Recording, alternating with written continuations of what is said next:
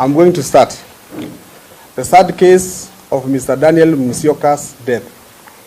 Once again, the country mourns the fallen IEBC official, Daniel Musyoka, the Embakasi East Returning Officer who was found murdered in Oloitoktok. I want to send my deepest condolence to Mr. Musyoka family. May God cover you with his grace and love. There are two truths we need to accept. One, Daniel Musyoka did not have to die. Two, if we had done our duty as society, then Mr. Musyoka will be at home with his wife and children right now. Daniel Musyoka is the latest long and sad line of lost life, broken limbs, and shattered lives in Embakasi East. Why always Embakasi East? Because violence, when unchecked, breeds to more violence.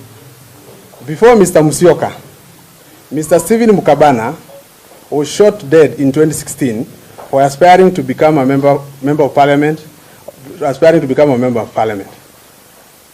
After that, Joshua Obiende was poisoned and survived after immense suffering and pain, also after aspiring to be a leader. To date, he still suffers from the effect of poison. Babu Owino, personal assistant, Juma Okusimba, died mysteriously, leaving behind a young family. In the same Embakasi East, the motorcade of now President-elect, His Excellency William Ruto, was torn twice. The vehicle of ANC party leader Musalia Mudavadi had its windscreen shattered. In the same chaotic environment, a woman was stabbed, and I was personally injured after a hired hooligan made an attempt to my life. There is more.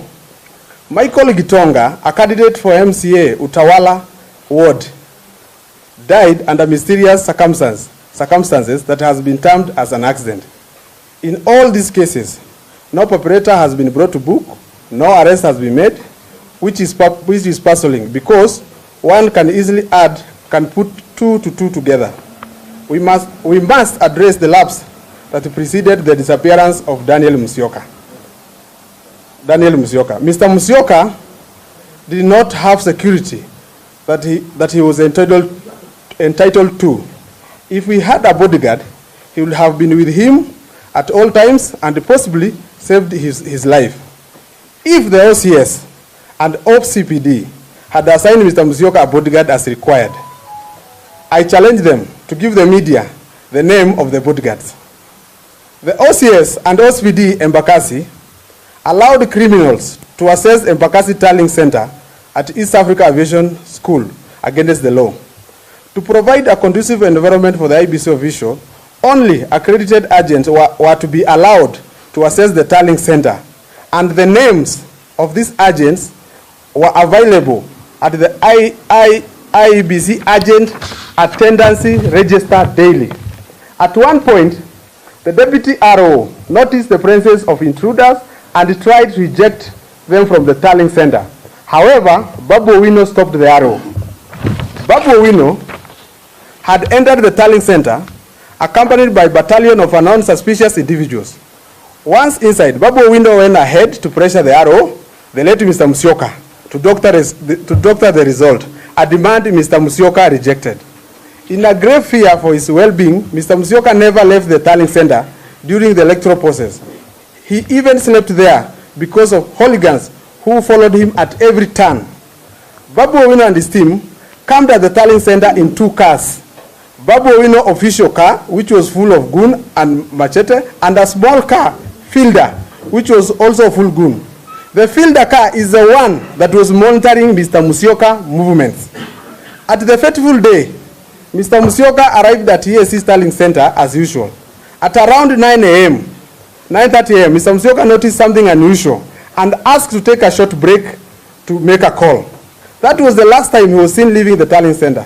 What did Mr. Musyoka see at the Tallying Center that made him to excuse himself to make a call? There is sufficient reason to believe there is a connection between his murder and the illegal access to the Tallying Center. I demand a thorough investigation to be carried out so that Mr. Daniel Musyoka family can get justice. When hooliganism move from reckless to abuse to shooting and murdering people without second thought, we lose our bearing as society. And given that the people of Embakasi have lost confidence in the senior law enforcement officers in Embakasi, I demand the following: that the case be moved to the DCI headquarters so that the justice can be served. I call upon the IEBC to accord life insurance cover to its permanent employees, such as the 290 returning officer, given the risk nature of this job. B, given the serious electoral malpractice under Section 55B, as read together with Regulation 64A, has occurred, I ask IEBC through the chairman, Wafula Chebukati, to immediately halt all election-related activity in Embakasi East and suspend the same pending investigation and prosecution of the perpetrators. The witness program, the witness protection program be applied in this case, that there are numerous potential witnesses willing to come forward but are scared. The media, the IEBC and the nation must not let the story of Daniel Musyoka murder to die as well. This is bigger than the stolen parliamentary election, the stolen Embakasi parliamentary election. It's not about it is about containing a monster among us who has no regard for human life. Asanteni sana. Babu must go. Babu must go. Babu must go. Babu must go. Babu must go. Babu must go. Babu must go. Babu must go. Babu must go. Babu must go. Babu must go. Babu must go. Okay.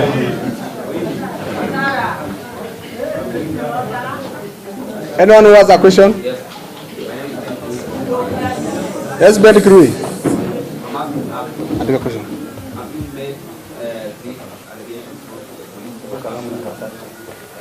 Filed a case to the police? Have you recorded a statement? Two, the family of the late Musyoka believe he died because of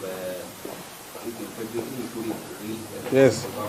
Yes. Your statement, you believe the MP-elect is connected directly to the disappearance and potential murder? Okay. I have not recorded this statement with the police because it was a media statement. But if the police require me to do so, I will do so.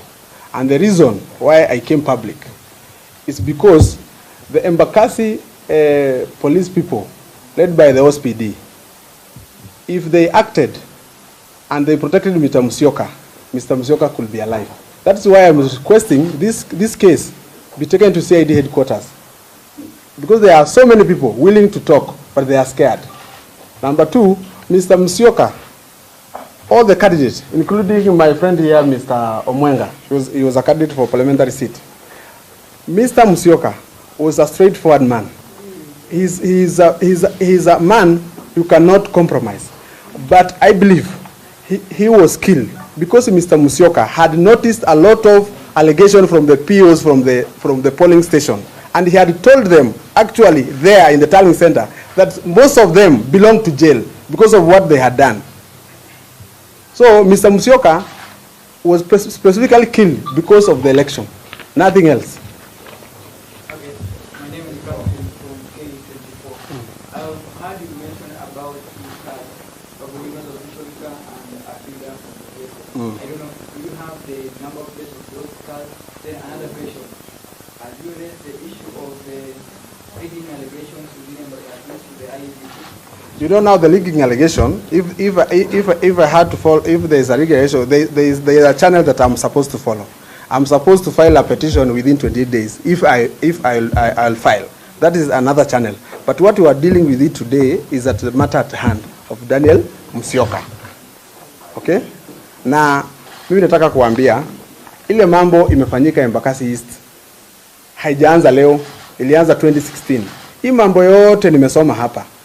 Ingechunguzwa ile wakati na iweze kuchukuliwa hatua, pengine Daniel Musyoka hange kufa. Kwa sababu kuna aspirant wengine ambao tulisimama nao 2017 ambao hawakufika kwa debe. Kuna wengine 2017 hata sikia voting alivoti kura akiwa hospitali. Nyinyi umeona watu ya media. Ile violence imekuwa Embakasi East. Embakasi East imekuwa one of the constituency ambayo imekuwa flagged of violence.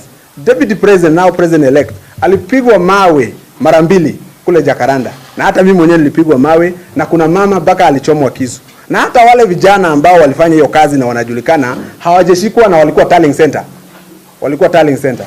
Kitu kingine, Mr. Musyoka kama constituency returning officer alikuwa akuwe na entitled to police officer ambaye anamguard every time wakati anaenda.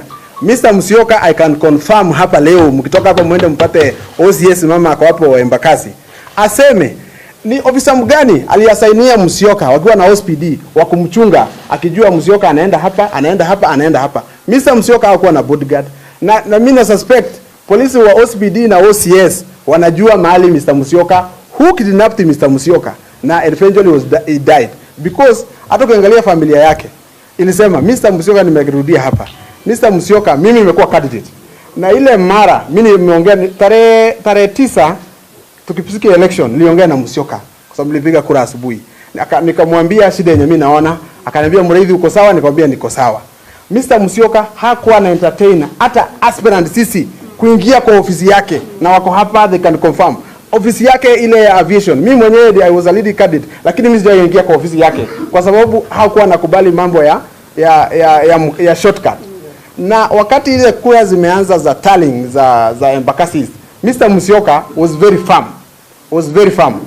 Babu Owino aliingia pale akamwambia mtangaze. Returning officer akiwa pale akamwambia wacha nifanye kazi yangu, mimi nitamaliza. Wakasema anafanya polepole, atangaze haraka.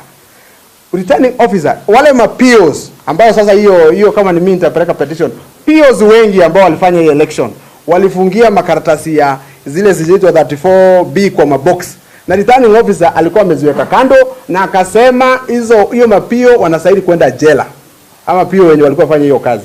Na kukua hiyo farm ndio nafikiria hao watu walifikiria pengine yeye atatangaza, wakafikiria wakimuondoa they'll do watatangaza hiyo election. Umeona familia yake imesema Mr. Musyoka alikuwa very fresh, kumaanisha hakuwawa hiyo Friday ama Wednesday, waligoja mpaka presidential result ikaanauziwa. Why did they have to do it? Wangemwachilia tu atoke, kwa sababu Mr. Musyoka hakuwa na shida na mtu. Na sisi tuko very open, wale aspirant wote tulisimama, MP, mimi, Omwenga na Mr. Ogada, wote tuko tayari kucooperate na police ku make sure hii kitu ya Embakasi ikuwe ya mwisho, kwa sababu Embakasi hatuwezi kaa hivi every time. Embakasi is the news for the wrong reason. On the wrong reason. Tukianza hapa tunamalizia hapa. Embakasi tuko on the media of the wrong reason. Na ukiangalia Embakasi imemulikwa sana. Na hii kitu ya Musyoka ndio nimeomba IEBC, kwa sababu IEBC nao wako na permanent staffs wao kama Mr. Musyoka 290 RO hawana life cover. Mr. Musyoka amekufa, amwacha familia. What will happen after that? Hata watu wengi, kuna vijana wengi hapa wanaweza taka kuapply kazi ya RO, watakuwa na ugumu, kwa sababu sasa hiyo kazi ni very dangerous, very risky kufanya kazi kama hiyo. Lakini sasa investigation lazima itoke Embakasi, ichukuliwe na DCI. DCI wako na uwezo ya kufanya hii uchunguzi na wajue nani amefanya hiyo kitu within 20, hata haiwezi ka within 25, kwa sababu Mr. Musyoka kama alitolewa Embakasi, ukasikia ati alikuja amehango, akakaa mehango ati sigini ya mwisho ilikuwa mehango, alikujaje na wewe tembea mguu? Lazima alibebwa na gari. Umeniuza mambo ya number plate za gari. Kuna fielder ilikuwa pale. Aviation iko na CCTV footage. Utaweza kuona hizo gari. Kuna fielder ya black ilikuwa ndio siku zinasema number plate hapa. Na zilikuwa nazunguka huko. Ina monitor. It was monitoring certain people. Hiyo fielder na hiyo gari ya Babu Owino, tutataka kujua nani alikuwa ndani na hiyo fielder, kwa sababu hiyo fielder ni gari ndogo, ilikuwa imebeba watu mpaka ilikuwa inakaa kama imebeba mawe. Tunataka kujua watu gani walikuwa ndani. Na hii kitu sio siasa. Mimi ni mtu hapa na sio mambo ya siasa, ni kitu ambaye kwa sababu Mr. Musyoka hakukosea mtu yoyote, hakukosea candidate yote. I don't think kuna candidate yote Embakasi mwenye akona complaint against Mr. Musyoka chochote amefanya in Embakasi. There is no one. Kuanzia MCA mpaka MP alihandle watu equally, na alikuwa na hata alikuwa na kama uko na complaint anakusikiza. Simu yake ilikuwa open. Sasa ile kitu ilimfanyikia sio kitu mzuri na tutaki ikuwe repeated elsewhere in Kenya. Labda kidogo polisi walisema aliexcuse kupiga simu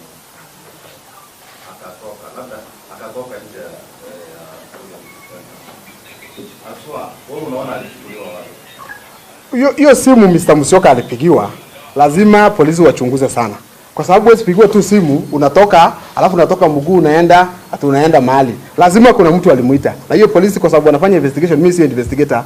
We have an able DCI officers wataweza kuestablish. Lakini lazima kuna kitu ilifanyika. Either he was tricked kutoka nje ndio aende, kwa sababu nimekuambia ile kitu nasisitiza hapa sana. Mimi nalaumu OCPD na OCS wa Embakasi. Kwa sababu hawa wako na responsibility ya kuchunga Musyoka. Ilikuwa wakati mgumu sana, siku 3. Wangemwasainia hata polisi wawili. Which si ati kumwasainia, ni haki yake kukuwa na hiyo police officers. Hakuwa nao. Na nimemwambia mtoke hapo mwende muulize nani alikuwa na guard Mr. Musyoka. Hawana majibu. Na matokeo ingeendelea kutangazwa hata baada ya Musyoka kuondoka na. Wewe unaona ile results ziko na shida bado hivi. Unajua after Musyoka kuondoka ako na deputy returning officers wake. Na sheria inasema kama returning officer yuko, deputy returning officer wanaweza fanya kazi yake. Walifanya kazi yake. Kama mimi sijaridhishwa na matokeo, mimi nitaenda kotini. Ile kitu iko hapa sasa kosa tumalize hii mambo ya nani? Ya Musyoka. Mimi nitaweka petition yangu bado niko within the law. Nitafikiria nione kama nitaweka petition, lakini kuna grounds mingi ya kuweka petition ya hii election ya Embakasi. Mimi nalaumu Babu Owino kwanza na polisi wa Embakasi. Mr. Musyoka alikuwa ametuambia sisi aspirants mtu atume agent wake ambaye kwa tallying center ya hapa aviation. Hawa walienda wakahijack the tallying center.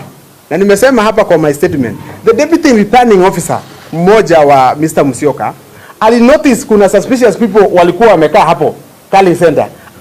Akaamuka na ile register, akajaribu ku-eject au kutoka kwa tallying center. Babu Owino akakataa. Ilikuwa tarehe 10 Wednesday. Akakataa. Hiyo kitu ilianza Wednesday. Musyoka hata hakwenda nyumbani, alikuwa analala kwa hall hapo.